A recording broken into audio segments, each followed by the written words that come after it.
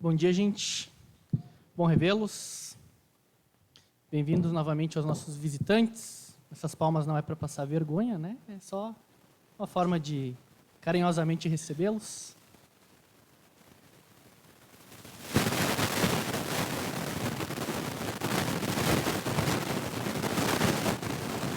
Vou compartilhar com vocês um trechinho aí dos estudos, né, de Atos.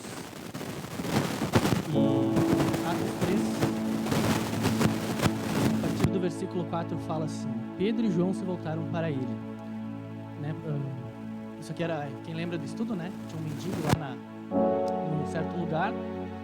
Então os dois apóstolos ali se voltaram para esse mendigo, na verdade ele tinha um problema, uma deficiência, né? Daí o homem fixou o olhar neles, esperando receber alguma esmola.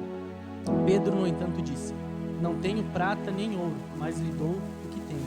Em nome de Jesus Cristo, o Nazareno, levante-se e ande.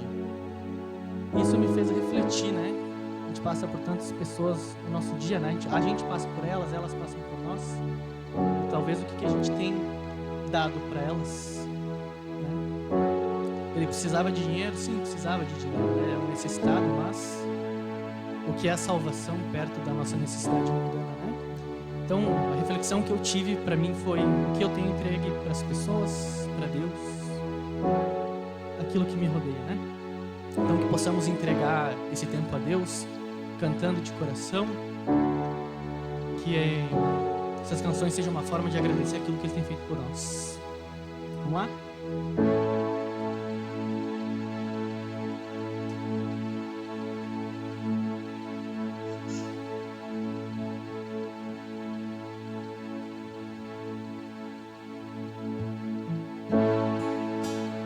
Tu és a luz que brilha sobre a escuridão.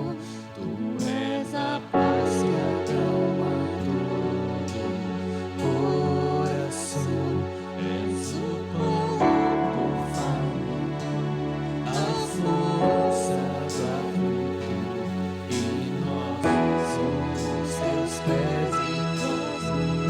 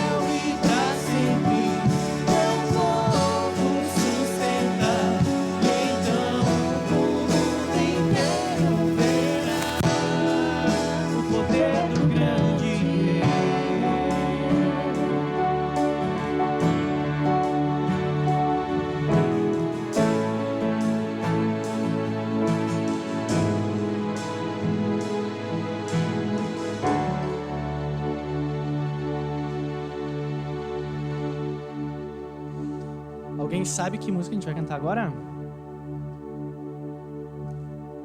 Alguém lembra? A segunda música pertence a... Chega pra cá, galerinha.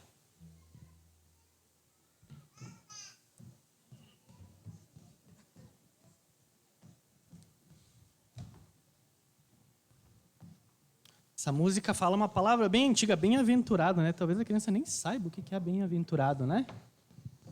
Então fica de tema para os papais explicar o que é bem-aventurado.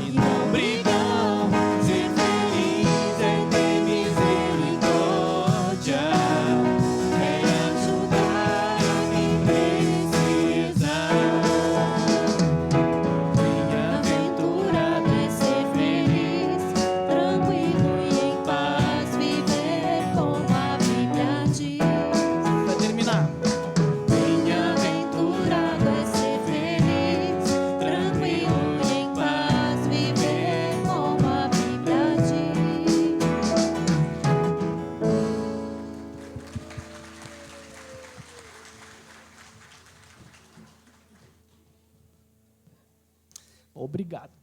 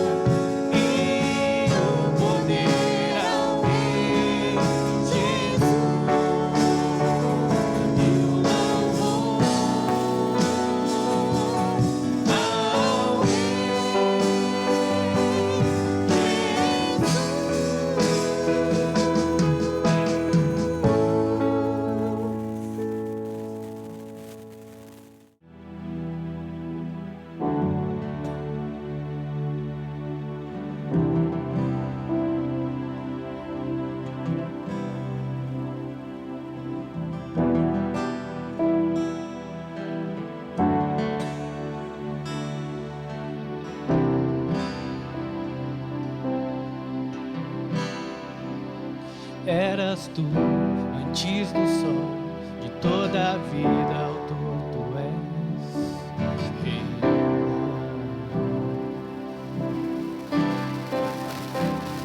E pelo som, tua voz, impérios dobram-se aos teus pés.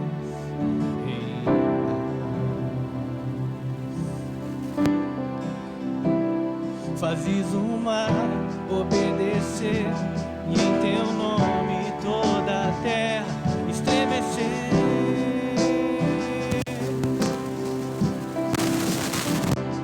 E sob a luz a se prostrar, o universo a declarar que reina.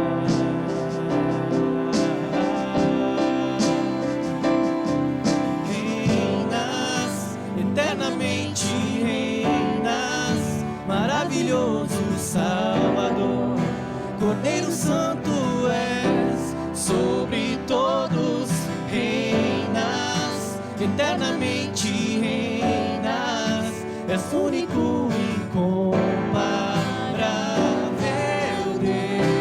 Deus. Sopro teu, meu respirar, de boa vida me formar.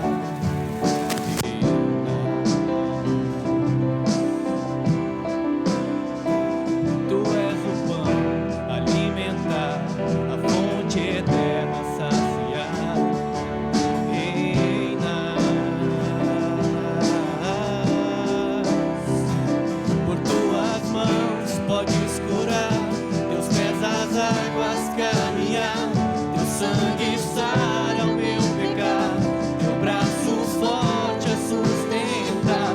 Os céus proclamam teu louvor, e ante ao trono do Senhor, teu povo dobra sem temor, entoam anjos para sempre. Tu reinas, eternamente reinas, maravilhoso Salvador, Cordeiro Santo és, sobre todos reinas, eternamente reinas, és único e incomparável Deus.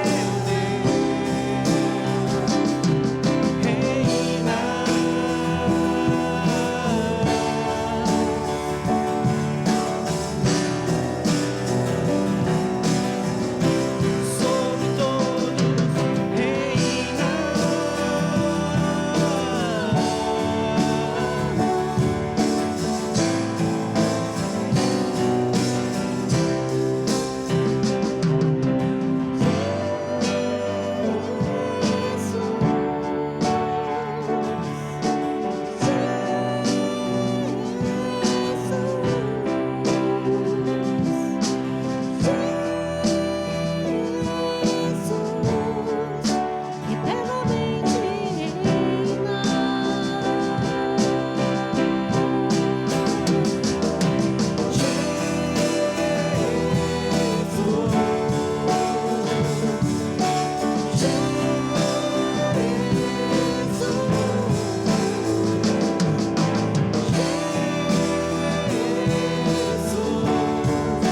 Eternamente reina, eternamente reina, tu reinas, eternamente reinas, maravilhoso Salvador, Cordeiro Santo és, sobre todos reinas, eternamente reinas, és único e incomparável Deus.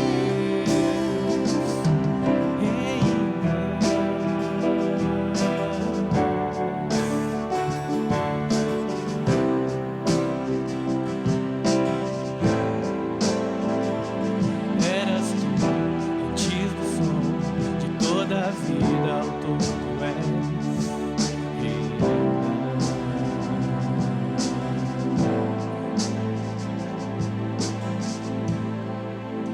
Deu pra pegar um pouquinho? Então agora vocês vão cantar no meu lugar, beleza?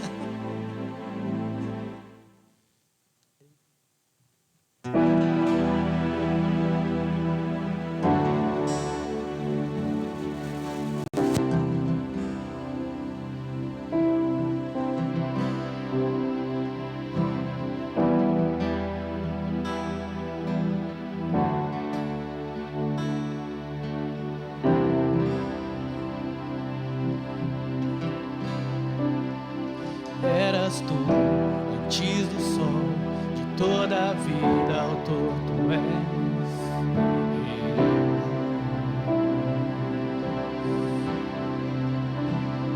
E pelo som da tua voz, impérios dobram-se aos teus pés.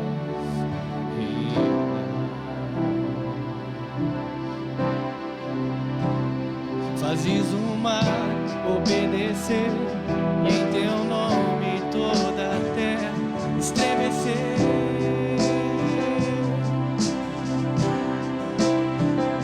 E sob a luz a se prostrar, o universo a declarar que reinas.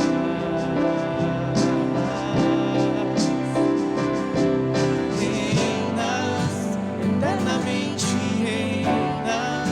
Maravilhoso Salvador, Cordeiro Santo és, sobre todos reinas, eternamente reinas, és único, incomparável Deus. Sopro teu, meu respirar, de pó a vida me formar.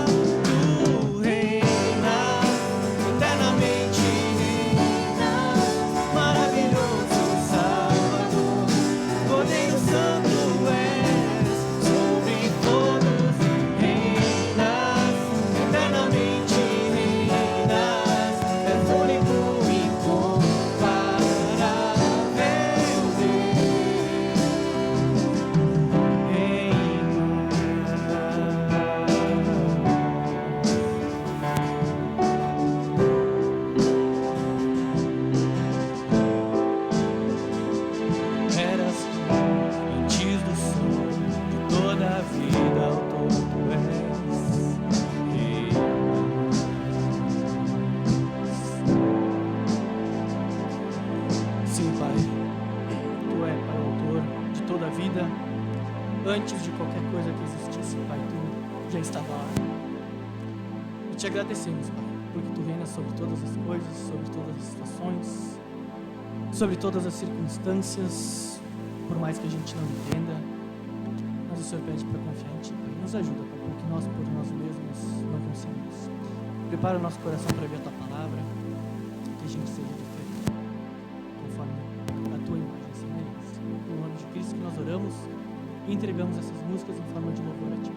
Amém. Pode sentar. Bom dia a todos.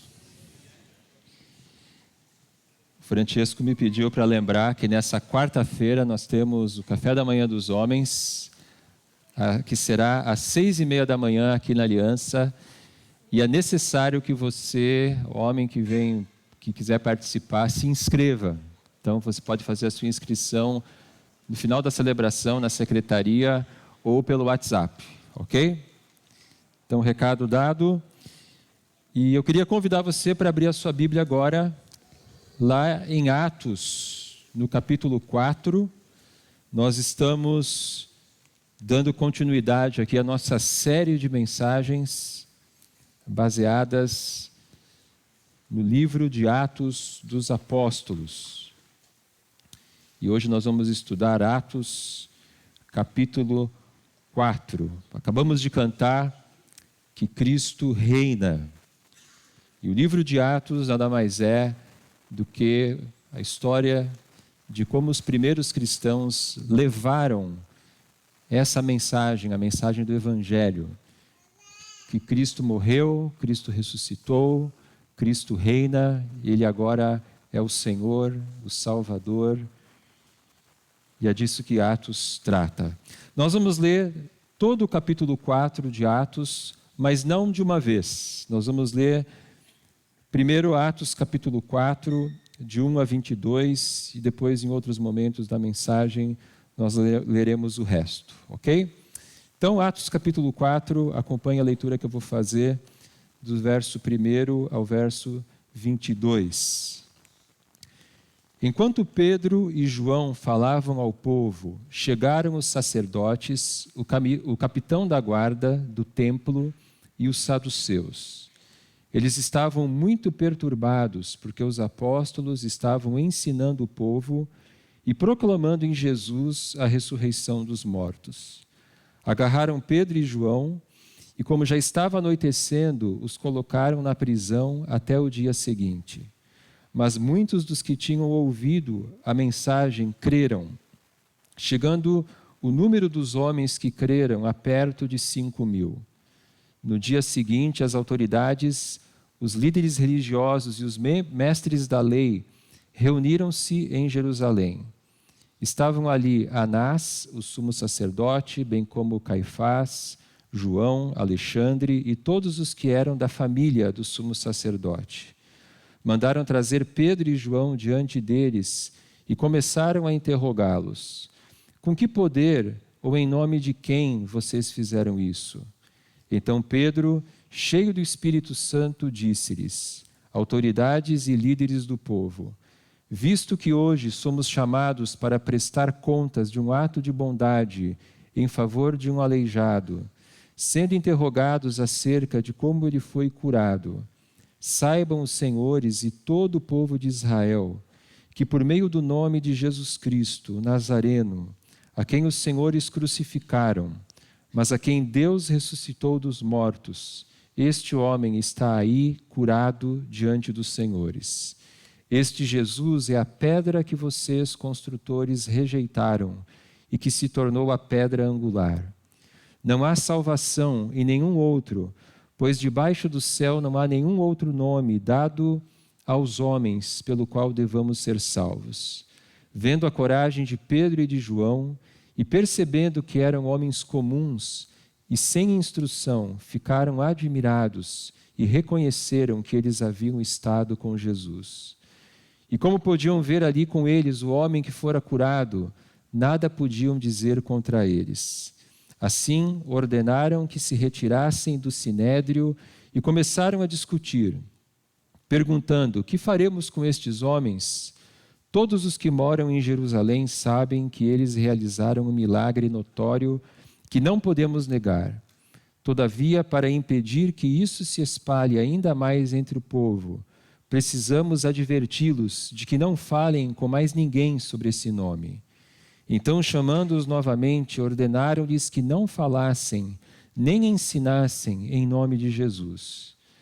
Mas Pedro e João responderam: julguem os senhores mesmos se é justo aos olhos de Deus obedecer aos senhores e não a Deus, pois não podemos deixar de falar do que vimos e ouvimos.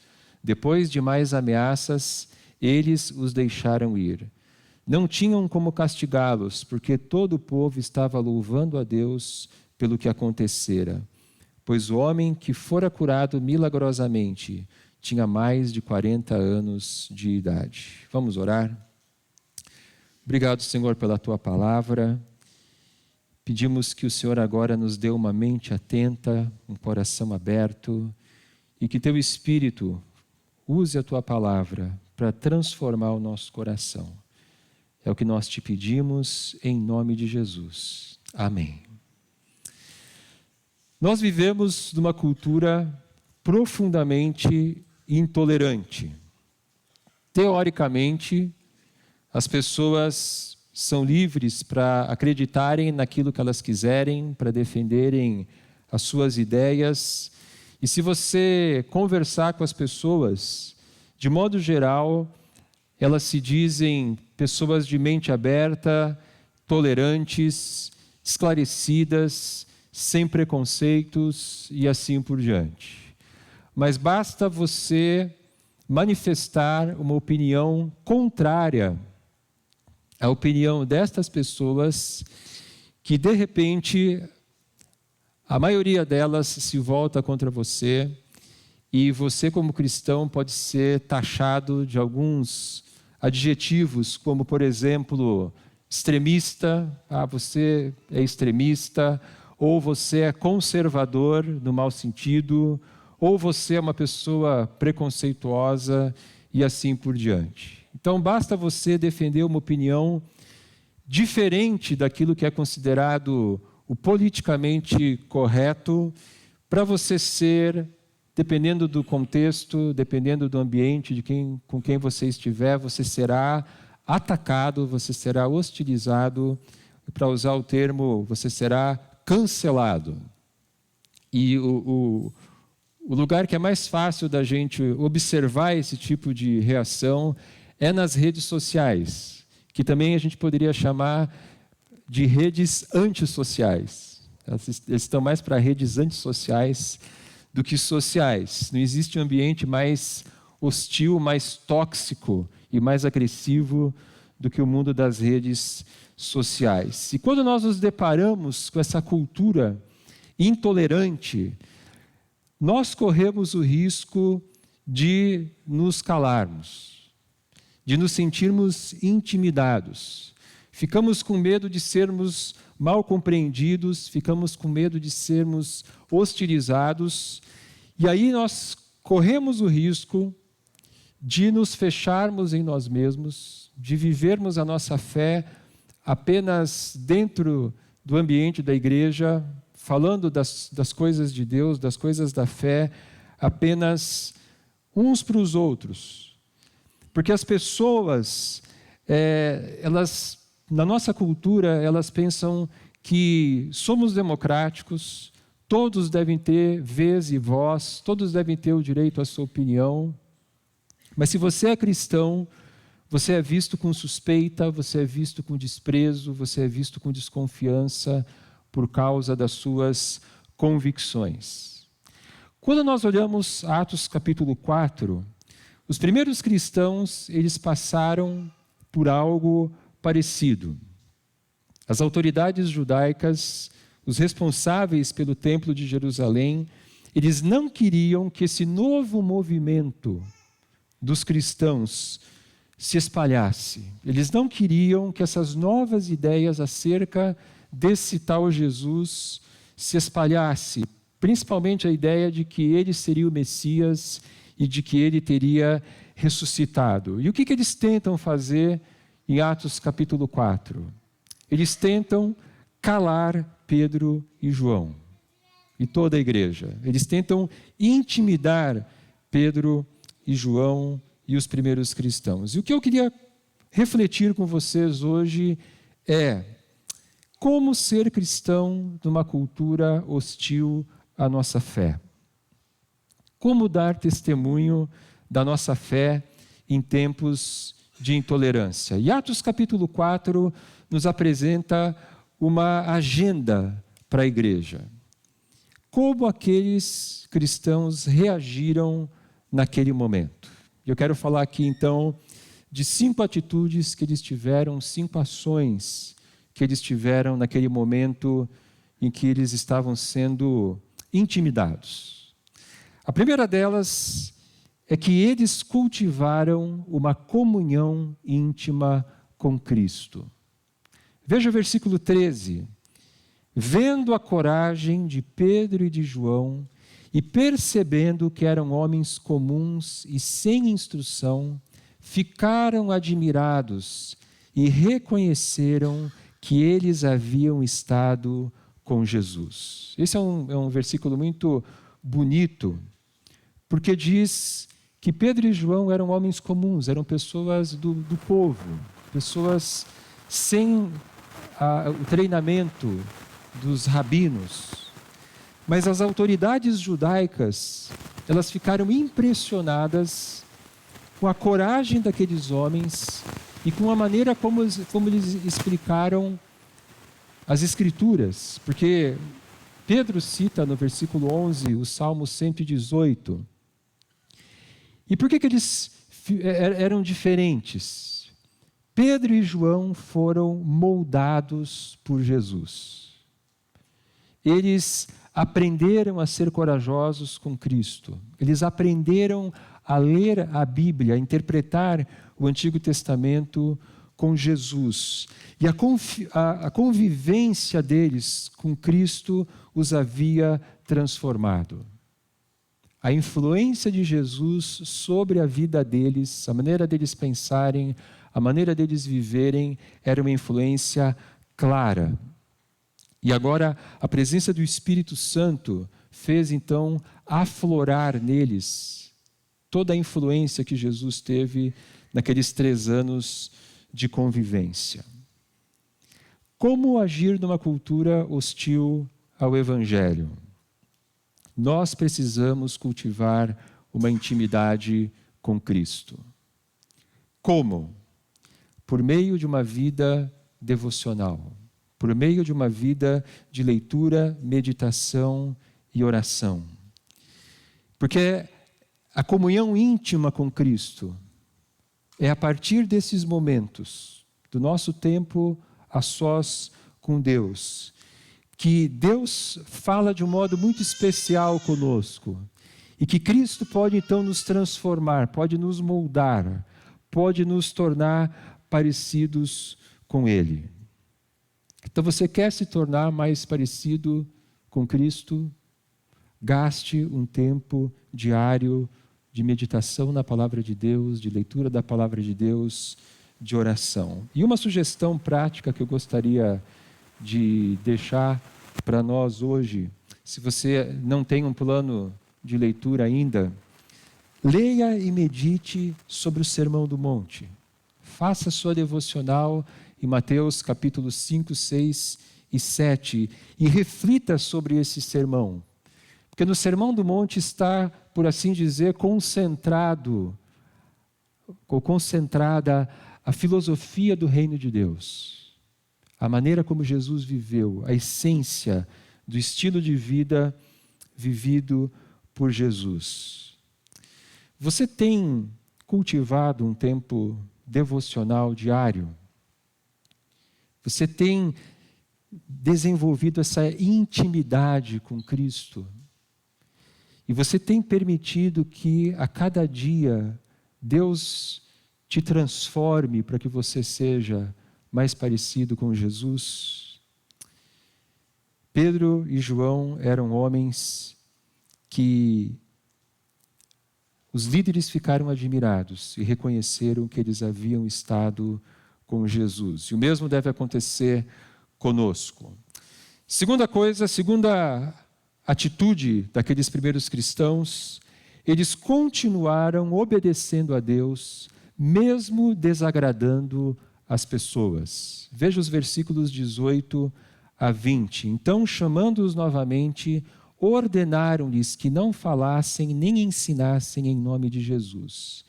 Mas Pedro e João responderam: julguem os senhores mesmos, se é justo aos olhos de Deus obedecer aos senhores e não a Deus, pois não podemos deixar de falar do que vimos e ouvimos.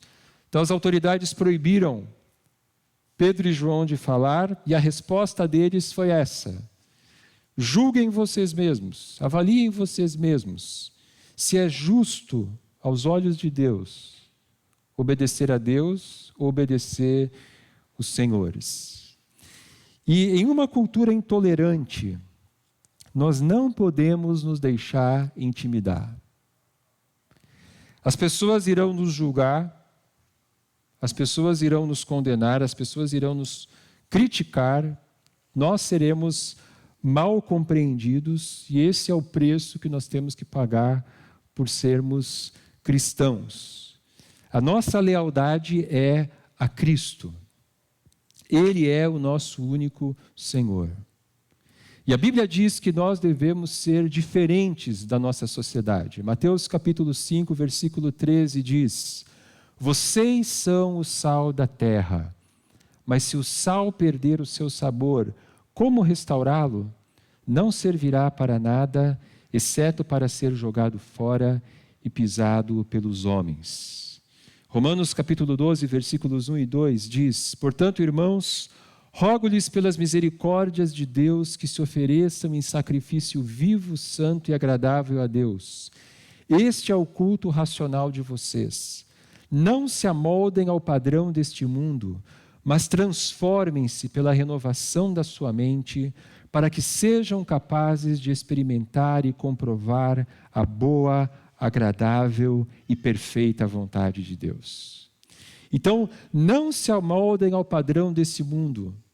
Não vivam como as pessoas vivem. Não pensem com os mesmos valores que essas pessoas pensem. Sejam diferentes. Transformem-se pela renovação da sua mente.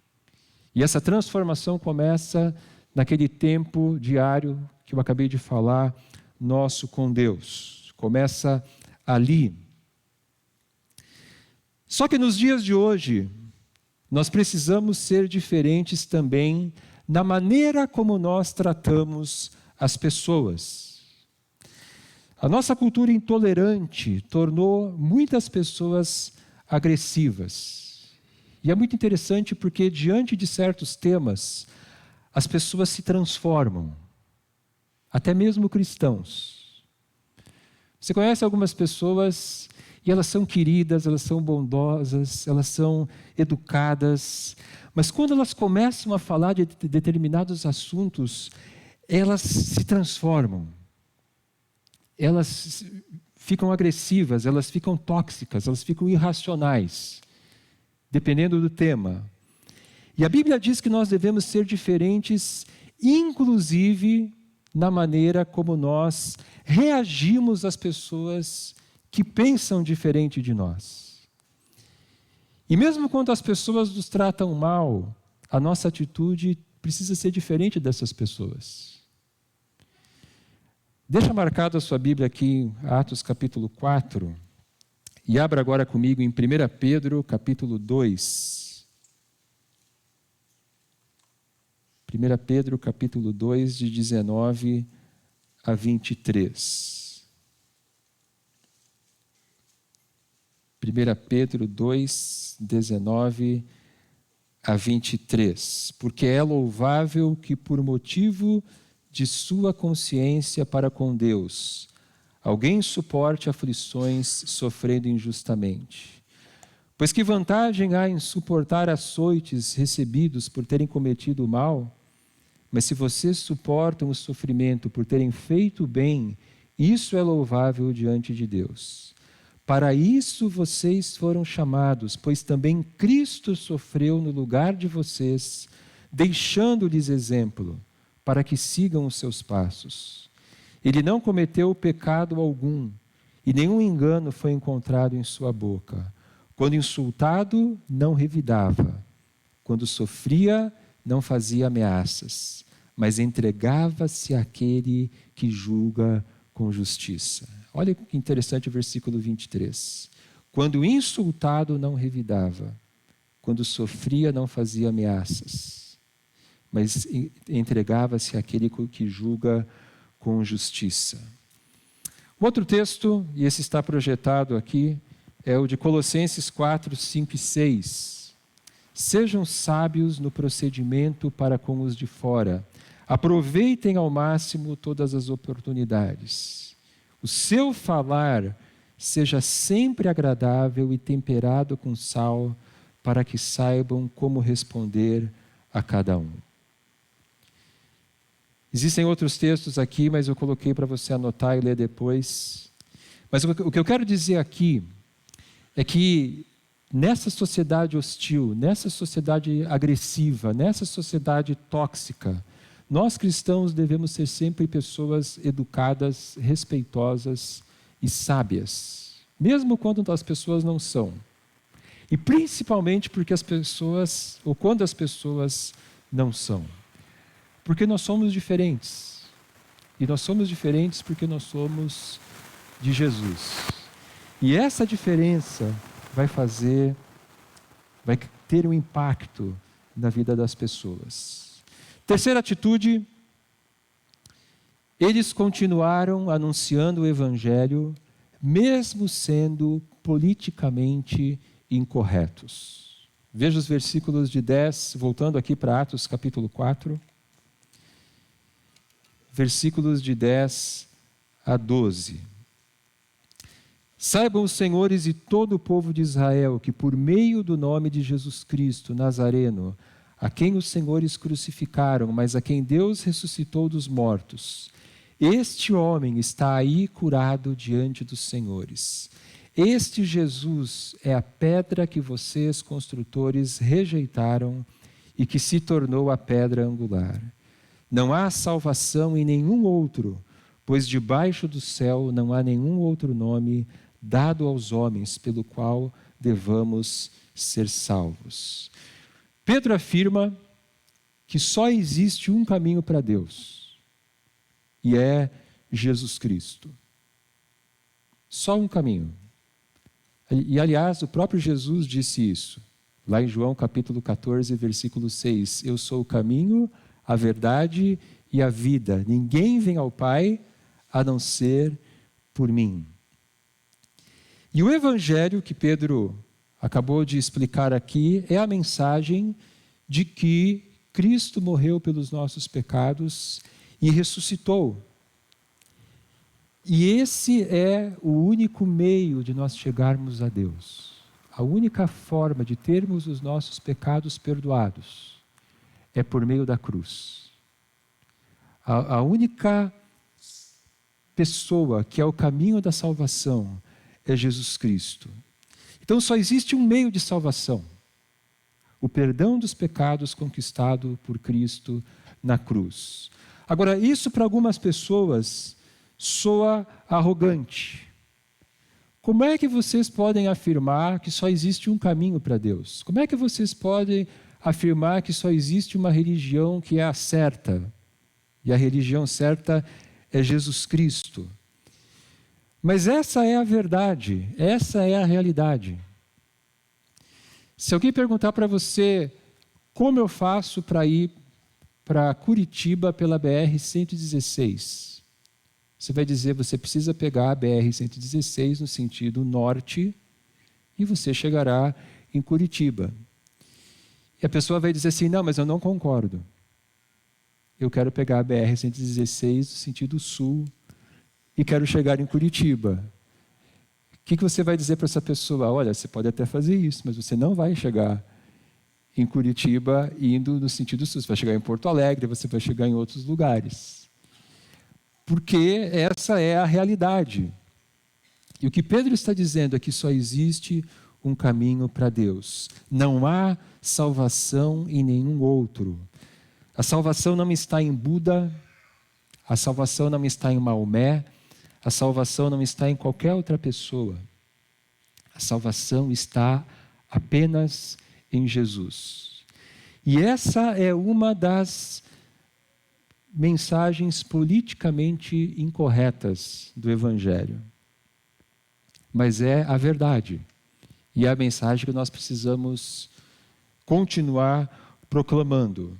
Agora, é muito interessante que o Evangelho ele pode ser considerado politicamente incorreto em outros aspectos. Por exemplo, na igualdade.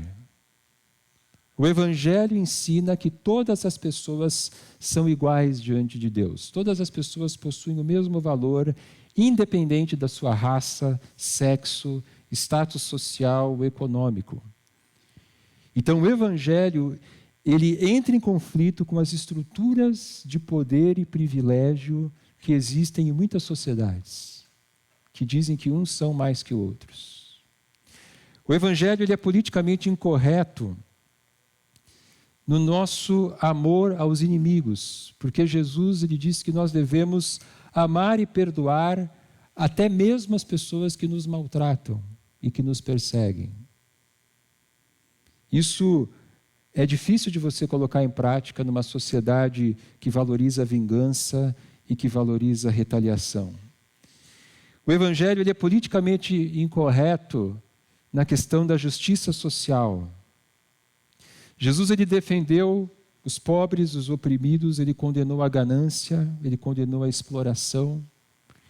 Isso pode ser visto como uma ameaça pelos poderosos, por aqueles que controlam a maior parte dos recursos e da influência em muitas sociedades. O Evangelho, ele soa politicamente incorreto na questão da pureza sexual, porque o Evangelho ensina que o cristão deve ser santo, puro nessa área.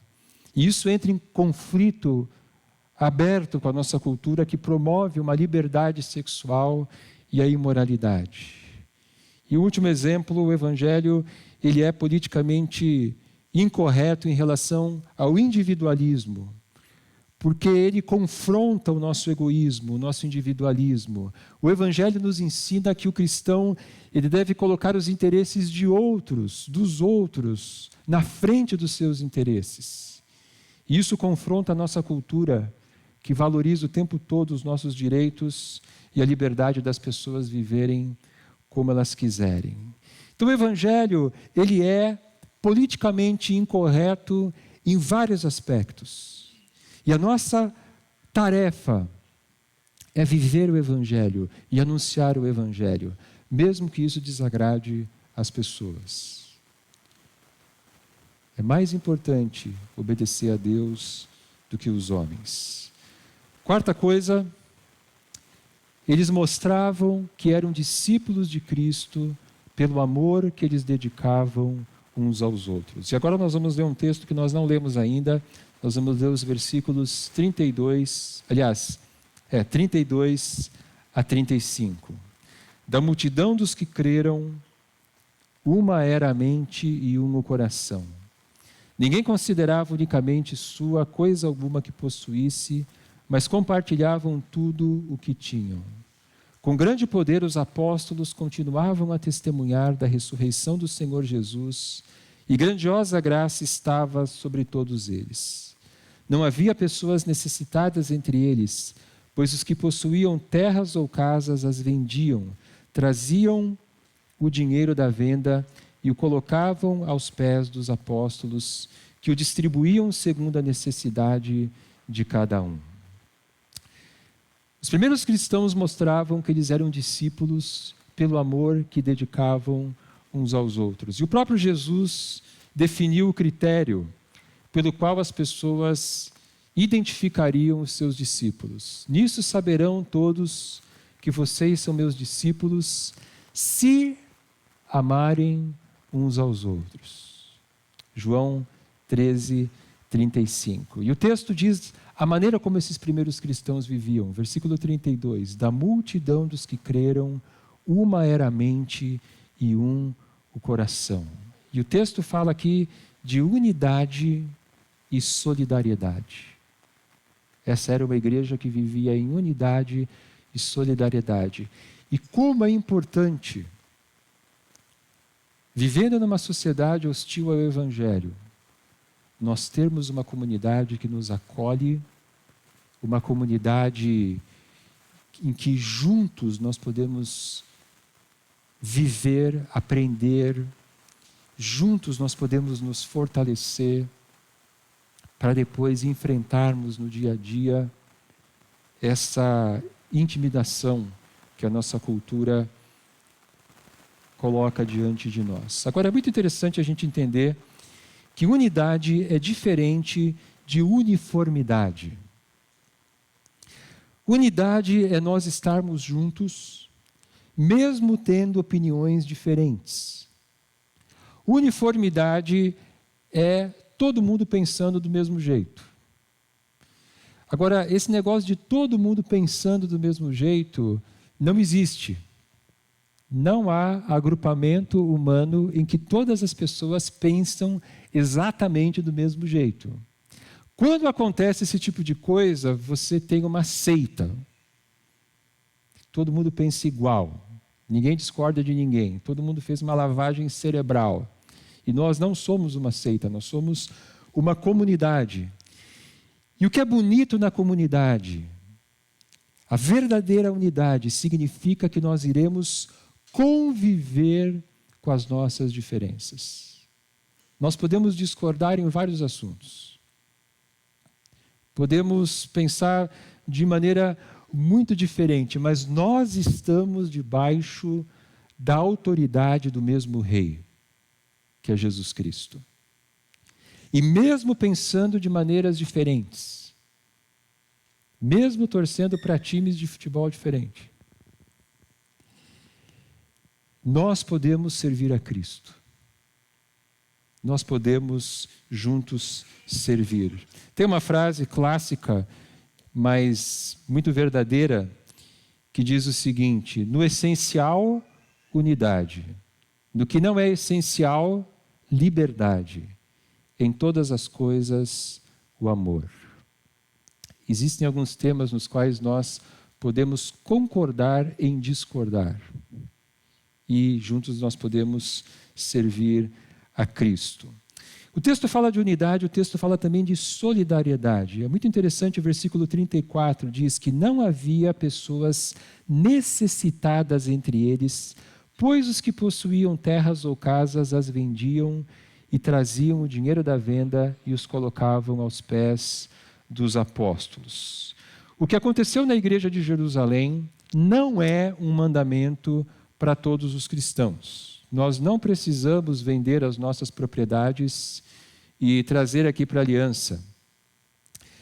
Existe um princípio de interpretação de Atos que é bem importante, bem interessante, que é o seguinte: nós só devemos considerar como uma norma, como uma regra no livro de Atos, aquilo que for claramente ordenado no restante do Novo Testamento.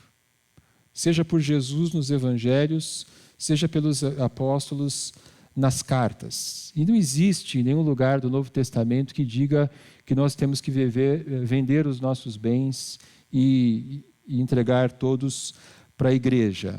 Porém, existe um princípio que nós encontramos aí sim no Novo Testamento, que é o princípio de que ninguém deve passar necessidade na igreja. E aqui você tem uma relação de vários textos, vários versículos, eu não vou lê-los por causa do nosso horário, mas esse princípio é um princípio claro do Novo Testamento. Ninguém deve passar necessidade. E nós devemos, então, socorrer os nossos irmãos e precisamos, apoiá-los e ajudá-los nas suas necessidades. Em quinto lugar, como aqueles cristãos viveram numa cultura hostil? Eles responderam às ameaças orando e evangelizando. Versículos 23 a 31. Atos capítulo 4, versículos 23 a a 31. Quando foram soltos, Pedro e João voltaram para os seus companheiros e contaram tudo que os chefes dos sacerdotes e os líderes religiosos lhes haviam dito. Ouvindo isso, levantaram juntos a voz, dizendo: Ó soberano, tu fizeste os céus, a terra, o mar e tudo que neles há. Tu falaste pelo Espírito Santo por boca do teu servo, nosso pai Davi. Por que se enfurecem as nações e os povos conspiram em vão? Os reis da terra se levantam e os governantes se reúnem contra o Senhor e contra o seu ungido. De fato, Herodes e Pôncio Pilatos reuniram-se com os gentios e com o povo de Israel nesta cidade para conspirar contra o teu santo servo Jesus, a quem ungiste. Fizeram o que o teu poder e a tua vontade haviam decidido de antemão que acontecesse. Agora, Senhor, considera as ameaças deles e capacita os teus servos para anunciarem a tua palavra corajosamente. Estende a tua mão para curar e realizar sinais e maravilhas por meio do nome do teu santo servo Jesus. Depois de orarem, tremeu o lugar em que estavam reunidos. Todos ficaram cheios do Espírito Santo e anunciavam corajosamente a palavra de Deus. Aqui nós temos um outro exemplo de que nem tudo que está em Atos precisa acontecer. Já imaginou se toda oração boa tivesse que ter um terremoto? Né? Mas não é o ponto aqui. Os primeiros cristãos reconheceram que Deus é soberano sobre todas as autoridades humanas. Mesmo as autoridades corruptas, mesmo as autoridades injustas, Deus está acima dessas autoridades. E é muito interessante que o versículo 28 diz que Herodes, Pilatos, os líderes judaicos, versículo 28 diz que eles fizeram o que o teu poder e a tua vontade haviam decidido de antemão que acontecesse. Eles criam que Deus era soberano. E seja quem for que estiver no poder, Deus continua soberano. E diante das ameaças que eles sofreram, eles oraram, eles evangelizaram e eles pediram que Deus agisse poderosamente. Deus não havia perdido o controle. Deus continua sendo soberano hoje. Deus não perdeu o controle. E como povo de Deus, as nossas duas grandes armas são a oração e o evangelho. E é essa oração que nós devemos fazer. Capacita os teus servos para anunciarem a tua palavra corajosamente. Se nós queremos mudar o Brasil, nós vamos mudar o Brasil orando e nós vamos mudar o Brasil levando o evangelho, confiando que Deus está no controle. Como nós podemos manter, para concluir, como nós podemos manter o nosso testemunho em tempos de intolerância? Quero recapitular rapidamente o que nós vimos aqui. Primeiro, cultive a sua comunhão com Cristo. As pessoas viram que Pedro e João haviam estado com Jesus. As pessoas precisam ver que existe alguma coisa diferente em nós. Que nós somos pessoas que convivem com Jesus, que estão debaixo da influência de Cristo. Obedeça a Deus, mesmo que isso desagrade as pessoas. E seja diferente, inclusive na maneira de tratar as pessoas, tratando as pessoas com gentileza, mesmo aquelas que nos tratam de forma agressiva. Continue falando do Evangelho, mesmo quando o Evangelho soar politicamente incorreto, porque o Evangelho confronta os nossos pecados e os pecados da nossa cultura. Mostre que você é discípulo de Jesus, vivendo em unidade e ajudando os irmãos em necessidade. E lembre-se que Deus continua soberano e que as nossas grandes armas são oração e a evangelização. Vamos ficar de pé. Vamos orar. Obrigado, Senhor, pela Tua palavra. Obrigado pelo exemplo de Pedro, de João, daquela igreja, naquele contexto, debaixo de perseguição, debaixo de intimidação. E, Senhor, que da mesma maneira nós continuemos servindo a Ti, no meio dessa sociedade intolerante, de uma sociedade que procura nos intimidar. Que nós continuemos falando do Teu Evangelho, que nós continuemos Te obedecendo, que nós continuemos firmes na nossa vida em comunidade, falando de Jesus, e que as pessoas vejam, não só nas nossas palavras, mas no nosso comportamento, que existe algo diferente em nós, que nós somos pessoas que têm estado com Jesus sob a influência dEle, sendo transformados por Ele. Nos capacita a falar do Teu Evangelho corajosamente. É o que nós Te pedimos, em nome de Jesus. Amém.